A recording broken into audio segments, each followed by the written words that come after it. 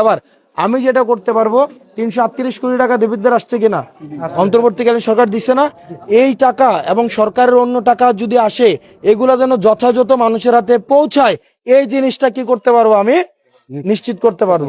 আমি তো ওই টাকার মালিক না, আমি কি করতে পারবো, এটা পাহারা দিতে পারবো যে ঠিকঠাক টাকাটা যাচ্ছে কিনা। আমরা তো ওই টাকার মালিক না, আমরা মালিক ওমর রাদিয়াল্লাহু তাআলা কি মালিক ছিল? মালিক ছিল না। ওমর রাদিয়াল্লাহু তাআলা একবার এক্সট্রা টাকা নিতে চাইছে ওনার ইয়ার থেকে, ওনার কোষাগর থেকে, বাইতুল মাল থেকে। উনি তো খলিফা ছিল, উনি খলিফা ছিল না, তো উনি একটা চিঠি লিখছে ওনার হচ্ছে কি ক্যাশিয়ার রে, যে আমাকে কি করো, 1 মাসের বেতন আমাকে অ্যাডভান্স আমাকে দাও। উনি কিন্তু মালিক, উনি হচ্ছে কি খলিফা, উনি ওনার ক্যাশিয়ার রে চিঠি লিখছে, আমারে কি করো, 1 মাসের বেতন আমারে কি করো, এক্সট্রা অ্যাডভান্স দাও।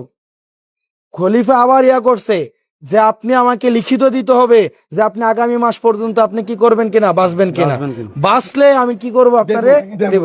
এই নিশ্চয়তা আপনি দিতে পারবেন কিনা। তাহলে চিন্তা করেন, দায়িত্বের জায়গায় কি একটা ক্যাশিয়ারও কাকে ছাড়ে নাই, খলিফাকে ছাড়ে নাই। আমরা ওই দায়িত্বটা পালন করতে পারবো, শেষ, এর বেশি কিছু না। আপনারা ভালো থাকবেন, সুস্থ থাকবেন। আপনাদের রাস্তাঘাট যা আছে, সরকার থেকে যে বরাদ্দটা আসবে, এটা যেন যথাযথ আপনার, এটা যেন কন্ডাক্টরের পেটে যেন ইট না ঢুকে এবং যথাযথ যেন ব্যবস্থা হয়, এটা আমরা জিম্মাদার হইলাম এবং এটা আমরা দেখবো ইনশাআল্লাহ। আপনারা ভালো থাকবেন। আসসালামু আলাইকুম।